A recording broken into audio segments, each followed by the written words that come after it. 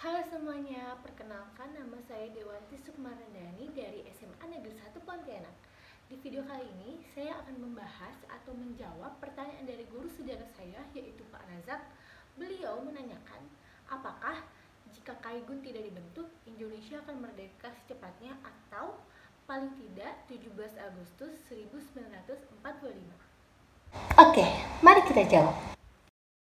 Masuknya Jepang ke Indonesia pada tahun 1942 menyertakan pemerintah militer di bawah komando Angkatan Laut atau Kaigun yang ke-16 yang berpusat di Makassar.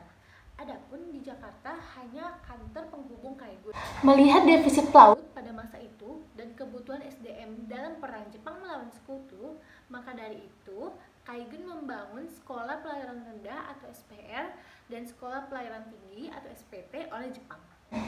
Misi dari sekolah ini hanya satu, yaitu merekrut pemuda Indonesia sebanyak-banyaknya agar dapat dididik pelayaran yang nantinya akan membantu Jepang dalam perang laut melawan Sekutu. Saat menjelang proklamasi kemerdekaan Indonesia, lulusan SPT bergabung dengan barisan-barisan pemuda lainnya untuk turut serta mengamankan jalannya pembacaan teks proklamasi.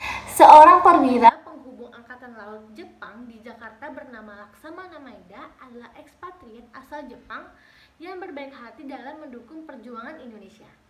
Indonesia merdeka dilatar belakangi oleh peristiwa Hiroshima dan Nagasaki yang membuat Jepang menyerah tanpa syarat kepada Sekutu. Dari keadaan ini dimanfaatkan oleh tokoh-tokoh nasionalis Indonesia, khususnya golongan muda seperti Sukarni, Syahrir, Wikana, Adam Malik, dan lain-lain untuk memproklamasikan Indonesia. Sebenarnya, berita kekalahan Jepang melawan Sekutu ini disembunyikan oleh Jepang terhadap wilayah-wilayah yang didudukinya, karena Jepang menganggap sangat berbahaya jika wilayah-wilayah tersebut menuntut kemerdekaan. Pasca Hiroshima dan Nagasaki dijatuhi bom atom, maka tanda-tanda kekalahan Jepang mulai terlihat. Pada 14 Agustus 1945, Angkatan Perang Jepang harus wajib tunduk kepada semua peraturan yang ditetapkan oleh Angkatan Perang Sekutu, khususnya untuk mempertahankan status quo. Status quo berarti tidak boleh mengubah sedikit pun keadaan wilayah Indonesia yang didudukinya selama Perang Pasifik. Selain itu, faktor yang membuat Indonesia dapat memproklamasikan kemerdekaannya adalah peran dari beberapa pihak, termasuk golongan muda yang mendesak Soekarno agar segera memproklamasikan Indonesia. Namun, dari desakan itu, Soekarno menolak untuk memproklamasikan Indonesia tanpa sepengetahuan Jepang. Alasannya karena Jepang telah memberikan janji kemerdekaan untuk Indonesia. Selain itu, Jepang telah memanggil para tokoh nasionalis Indonesia yaitu Soekarno dan Hatta ke Dalat untuk memberikan kemerdekaan ke Indonesia pada tanggal 24 Agustus 1945. Dalam mempersiapkan kemerdekaan Indonesia, Jepang membentuk PPKI. PPKI inilah sebagai wadah untuk mempersiapkan kemerdekaan Indonesia dalam pengawasan Jepang.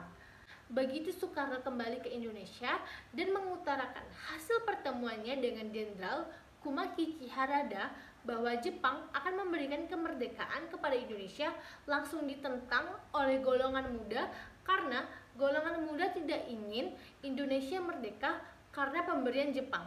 Dari perbedaan pendapat inilah maka terjadinya peristiwa Rengas-Dengklok.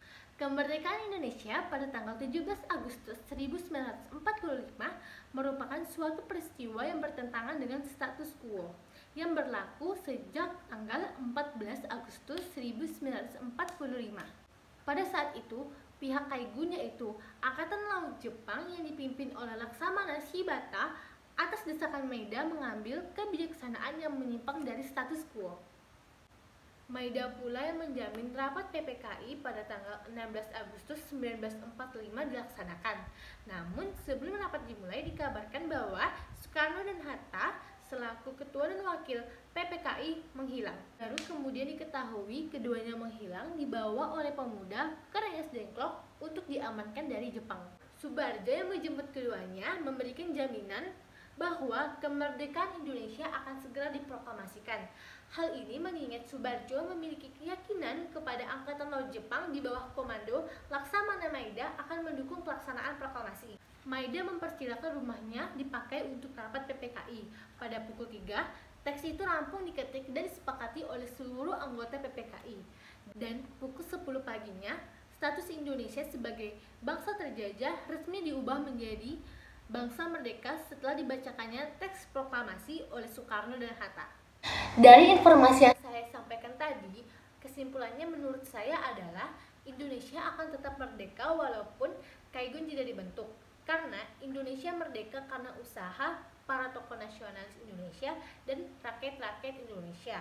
Dan peran Laksamana Maida selaku perwira penghubung Angkatan Laut Jepang ini juga turut membantu para tokoh nasionalis dalam memperjuangkan kemerdekaan Indonesia.